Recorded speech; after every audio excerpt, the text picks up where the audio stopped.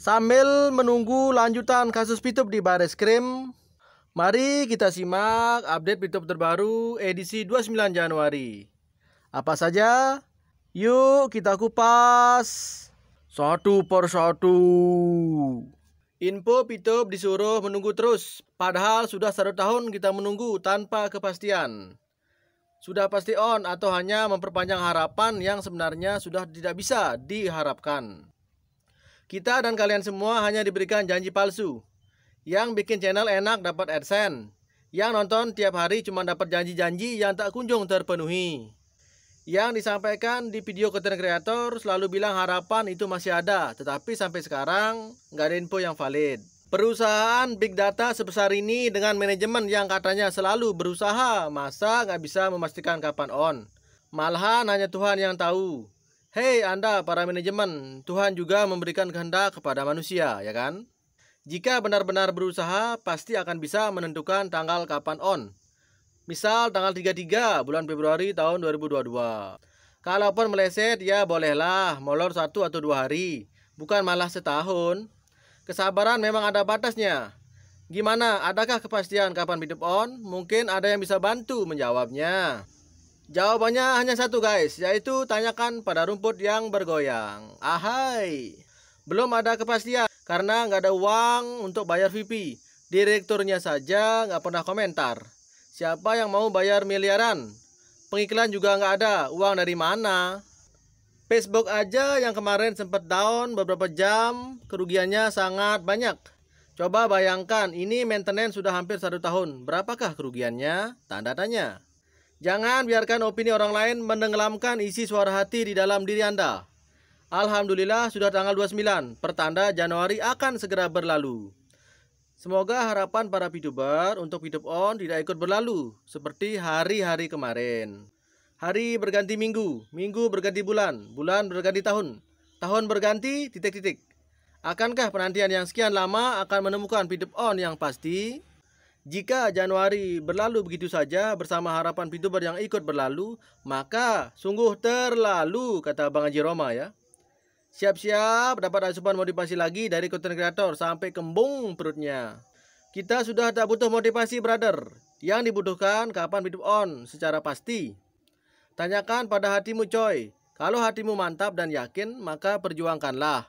Kalau tidak, tinggalkan saja. Sekarang bukan masalah mantap atau tidak mantap, tapi dari atasannya, pasti atau tidak pasti, itu harusnya yang perlu jawaban. Suara hati itu kebenaran. Biar hatimu itu tajam, sering-seringlah menyendiri dan merenung. Kalau udah nggak butuh motivasi dari konten kreator, terus mau dapat info dari mana? Ayo coba jawab.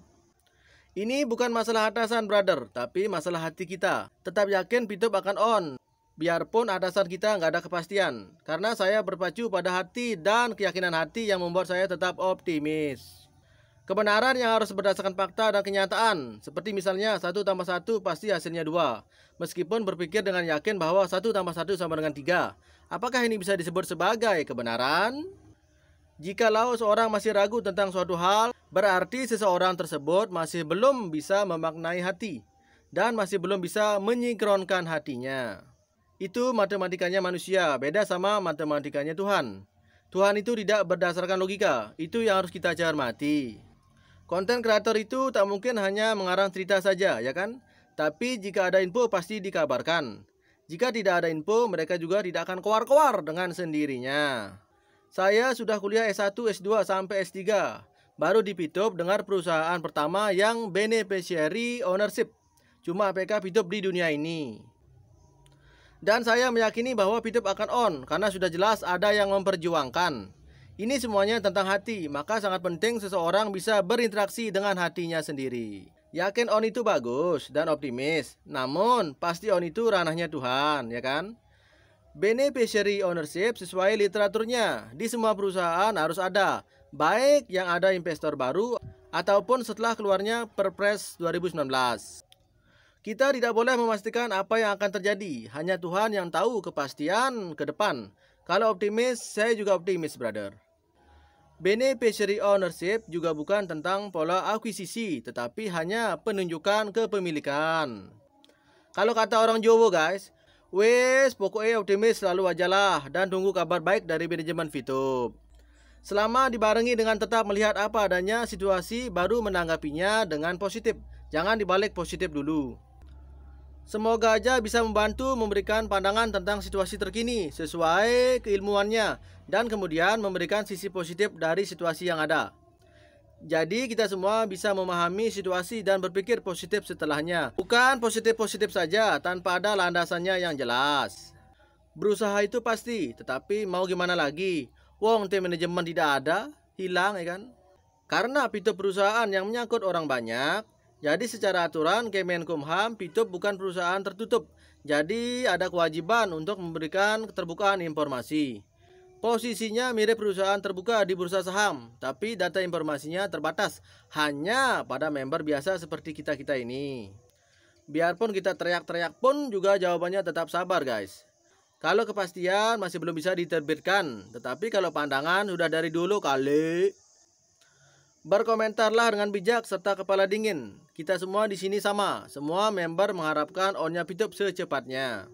Kalau ada yang vokal dan bersuara kencang, mohon agak dipahami. Mungkin bebannya lagi berat-beratnya, so mari berempati.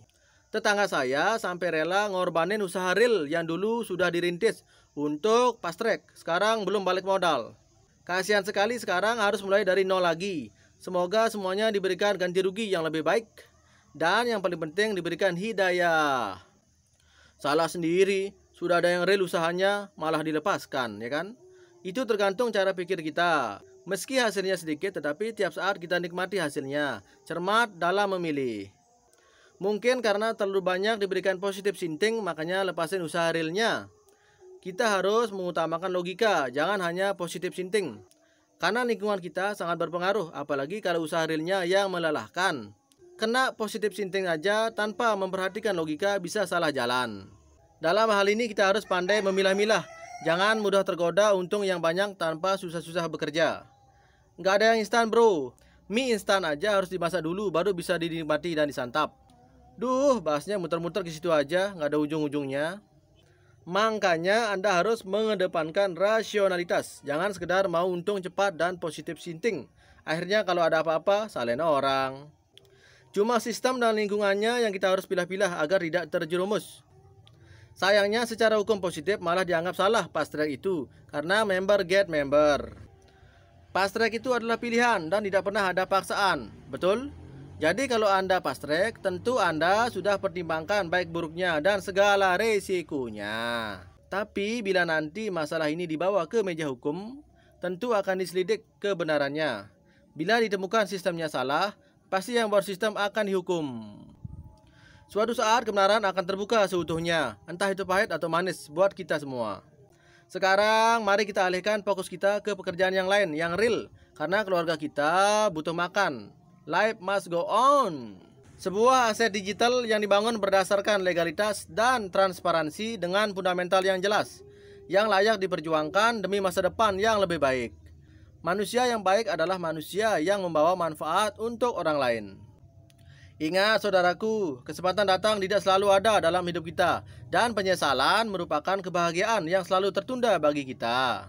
Bila kita ibaratkan hidup kita seperti angka 3 plus 6 sama dengan 9 atau 3 kali 3 sama dengan 9. Maka kalau beda angka, beda pula caranya, tetapi hasilnya sama. Begitupun nikmat Tuhan, beda waktu, beda proses, tetapi nikmatnya sama rata. Jadi jangan bandingkan takdirmu dengan takdir orang lain. Karena bunga tidak selalu mekar bersamaan. Nggak usah sombong dan angkuh bila sudah berada di atas. Karena hidup itu seperti roda yang selalu berputar. Kadang di atas, kadang di bawah. Kalau kita berpikir musibah, berpikirlah risiko terberat. Ketika berpikir peluang, maka berpikirlah keuntungan terbesar. Jangan punya pikiran aneh. Melihat peluang baru yang dipikir musibah. Yang begini ini perlu dicuci otaknya biar normal ya kan. Semua alasanmu adalah benar, brother. Benar-benar membuatmu diam tak bergerak. Kamu adalah sempurna sehingga hanya kesalahan orang lain yang membuat kamu tak bisa apa-apa. Setelah lama melakukan perjalanan bisnis dan bertemu dengan banyak orang sukses, saya berusaha membuat data statistik mengapa mereka sukses dan berangkatnya dari mana. Alasan atau compelling reason mereka coba saya temukan. Perlu diingat, sukses adalah balas dendam terbaik. Ini ada pelajaran mengenai Millionaire Mindset Science to Get Rich. Untuk menjadi makmur bukan membuat Anda harus menjadi entrepreneur, harus menjadi wirausaha, harus mempunyai perusahaan, harus berdagang, harus berbisnis. Sama sekali tidak, brother. Dalam Millionaire Mindset, menjadi makmur bukan membuat Anda harus menjadi seorang entrepreneur dan sebagainya. Sekedar mengingatkan bahwa menjadi makmur syaratnya sederhana, yaitu harus memiliki software kemakmuran atau harus memiliki yang namanya prosperity conscious. Dan setelah banyak melakukan observasi prosperity conscious itu asalnya dari 16 hal seperti di bawah ini. Inilah compelling reason atau alasan data latar belakang untuk menjadi sukses. Apa saja? Yang pertama, Anda tidak tahan di bawah perintah bos. Kemudian Anda gampang bosan. Kemudian Anda terlalu kreatif. Anda tidak sabaran. Punya keisengan seperti perilaku kriminal atau criminal streak.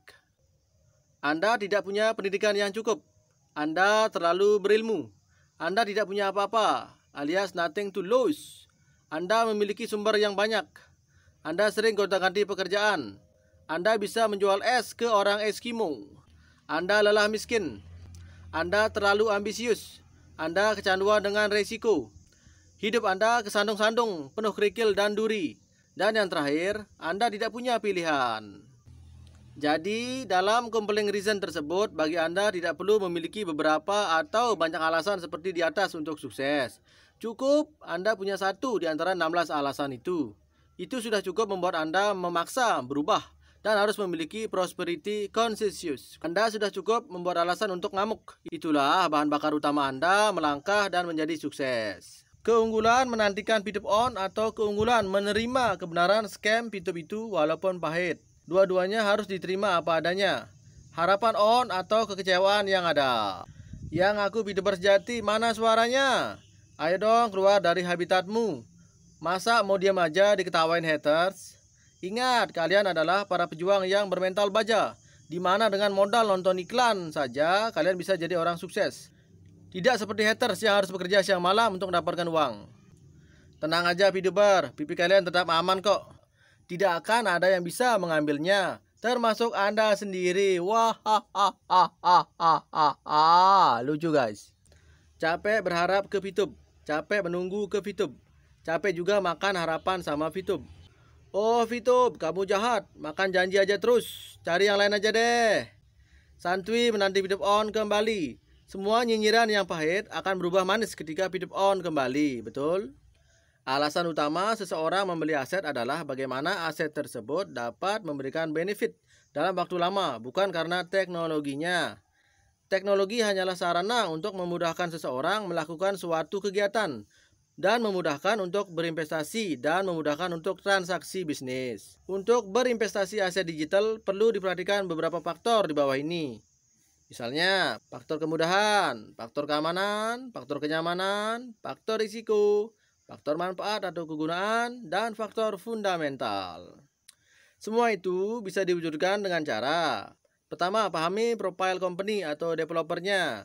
Kemudian, pahami project yang mereka kembangkan. Selanjutnya, pahami manajemen risikonya. Kemudian, pahami bagaimana transparansinya dalam menjalankan kegiatan bisnis atau usaha mereka. Terakhir, pahami visi dan misi mereka. Menanti kejujuran, harapkan kepastian. Hanya itu yang dapat kami lakukan sekarang. Semoga damai menjadi kenyataan. Kok manajemen suruh kami bersabar terus ya? Seakan-akan sabar nggak ada ujungnya. Jalan raya aja ada ujungnya, ya kan? Seakan-akan disuruh bersabar sampai nggak tahu kapan akan berakhir. Masalahnya cuma di investor, yang lain sudah siap semua. Saya yakin gak lama lagi, karena konten kreator Pandawa 5 sudah sering ngasih informasi. Karena sabar itu tidak diawali dan diakhiri, gak ada awal dan pun gak ada akhirnya. Secara tidak sadar, sabar dituntut untuk memiliki batas. Segala ujian dan tantangan kehidupan pasti memiliki ujung. Begitulah yang dituntut dari sebuah kesabaran. Sabar adalah sabar. Jika masih menuntut batas tertentu, maka belum bisa dikatakan sabar, ya kan? Hakikatnya tugas manusia selalu belajar sabar atas segala sesuatu yang telah digariskan, sebagaimana terkait kerelaan atas seluruh kejadian di dunia. Lanjut geng, sekarang kita bahas air, tanah, api, udara. Merendah seperti sifat air. Semakin rendah, semakin banyak menampung ilmu dan semakin jernih. Sabar seperti sifat tanah. Diinjak tetap sabar dan memberikan yang bermanfaat bagi sekitarnya. Jika sudah menguasai air dan tanah, maka lebih mudah mengontrol sifat api agar tidak membahayakan diri dan orang lain. Jika sudah menguasai air, tanah, dan api, maka akan mengetahui ilmu angin. Itulah ilmu hidup. Itulah ilmu sejati sang diri. Selamat datang kenyataan, selamat jalan logika. Sekian dulu update hidup kali ini ya guys. Besok kita sambung lagi ya. Terima kasih sudah stay. Sampai jumpa.